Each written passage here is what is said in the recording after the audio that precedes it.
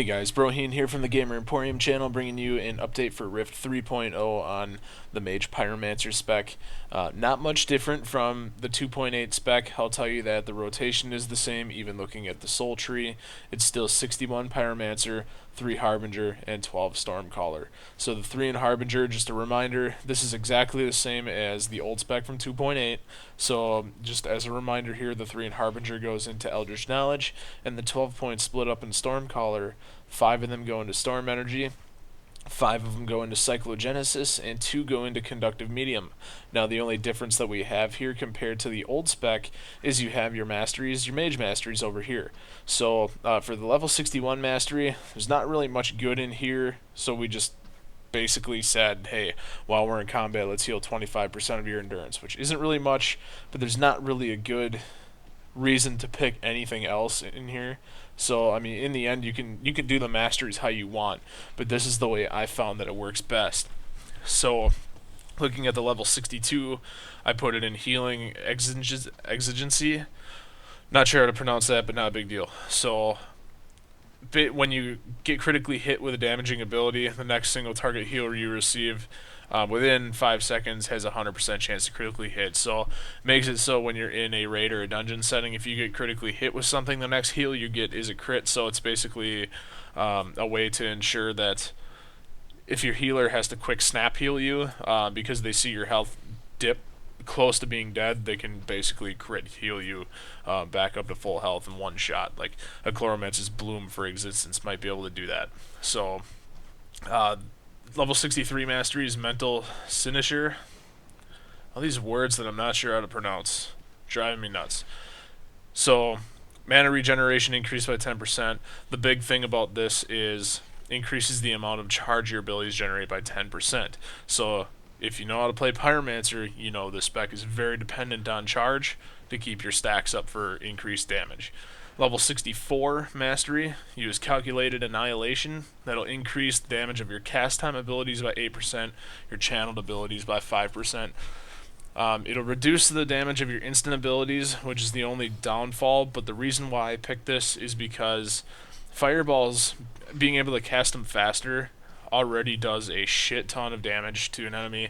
So you can either use this mastery with Calculated Annihilation. I chose to use it with this one because it'll boost your cooldown damage, or you can just increase your damage done all around by 7%, which is okay too. You lack a chance to crit on that though. The other thing you could use would be Sparking Destruction, which applies a stack to you where you deal damage. As you're dealing damage, you deal more damage, equal to 90% of your spell power. So that's what I chose. It seemed the best to me to use Calculated Annihilation.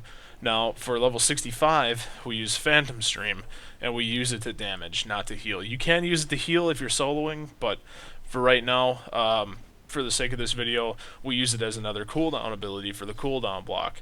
So there's a 3-second channel, 1-minute cooldown, so it shares the cooldown timer with Fulminate.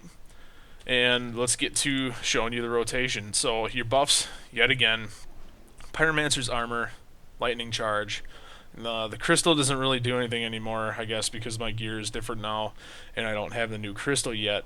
And make sure you have your right trinket, and if you want to use Archaic Tablet, a Petrified Rune, or even if you want to put a Pelagic Power Stone on, that'll help your DPS as well. So I'm actually going to apply that just to boost the numbers a little bit here. Now, starting in the rotation, start off before combat, put Internalized Charge up, give you your 6 stacks, right? So basically run through your main spam, and I will go through the macros after this. Once you hard cast a fireball, reapply your Internalized Charge, start your cooldown block with Fusillade, then use Flame Volley. Once that's all the way done and over with, use the Fulminate, and then use your Phantom Stream. Reapply your Internalized Charge, start moving to your fireballs, casting a Flame Bolt, and a countdown is needed to keep your stacks up of Accelerant and improve Flame Bolt.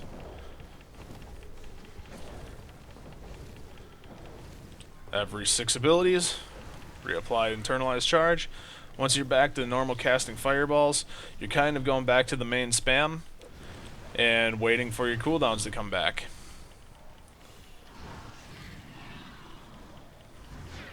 So the full-on rotation goes like this. Let's see how it turns out here.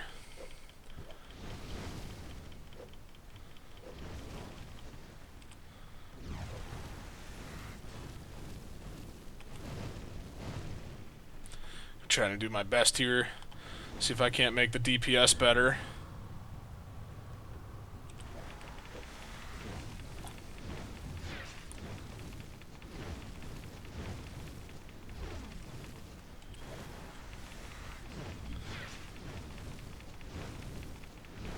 Okay, and there we are. Don't forget about your Cinder Burst procs. So rotation is pretty much the same here.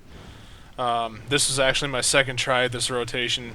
I don't know what happened the first time, but I only parsed about 20k, so I'm glad that I redid this here, and I'm pulling about 30k still with the new gear that I've got on. So, but that's about it. So as long as I'm holding 30k and about to go back in through into the next cooldown block here, we'll run through that and then call it a day.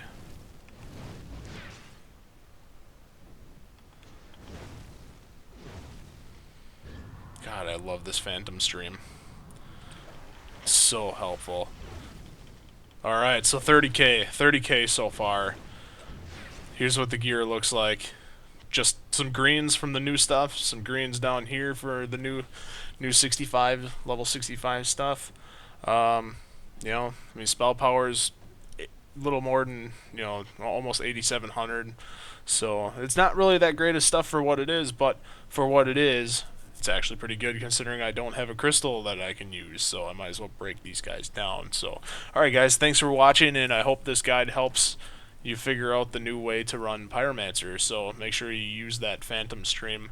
It's definitely a lot more DPS than what it used to be. So thanks again, guys.